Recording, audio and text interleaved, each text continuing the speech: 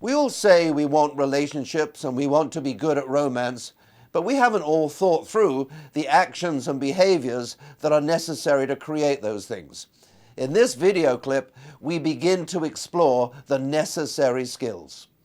Let me do David's learning here, because remember, I have no inherent people skills. Everything I've learned along the way and from my spouse.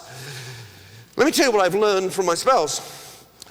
I've learned that what the key to listening is actually remembering. You see, as a husband, forgive me with the male caricatures here, but again, it happens to be true of this male. I thought listening was just getting through the conversation with my spouse, going, yes, dear. Right? And as long as I could survive the conversation, I had fulfilled my role. It turns out that's not true.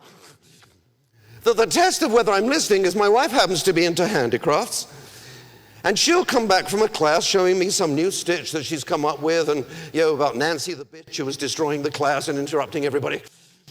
Here's the test. 3 weeks later, when she comes back from the next class, can I, without being prompted, say, by the way, how did the teacher like, your new stitch?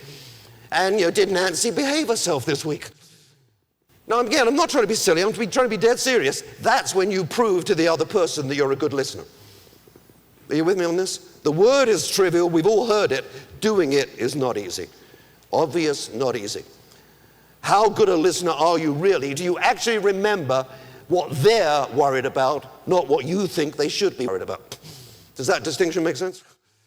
What else can we say? To be good at relationships in real life, good at building romance, what do you have to be good at? Anyone over here? Come on, I know you're lawyers, but I assume you got married. How many, let me just test, this is an interesting question. How many of you would say you want to have one of the all-time great marriages? Yeah, it's about typical for a lawyer population.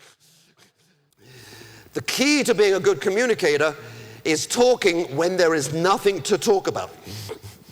If you're married, you know this one, right? If you only talk to each other when the kids have been arrested,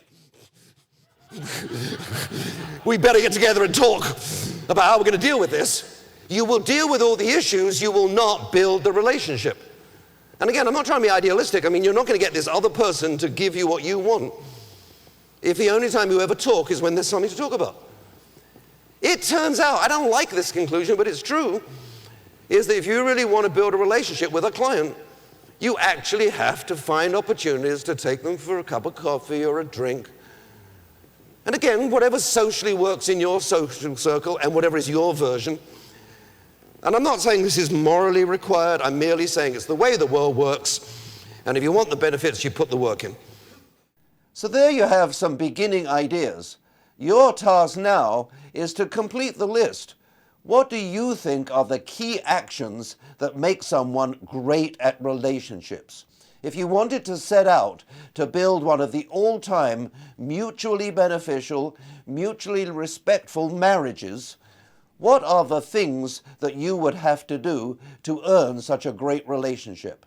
You need to know what those actions and skills are so that you can bring them into your business relationships.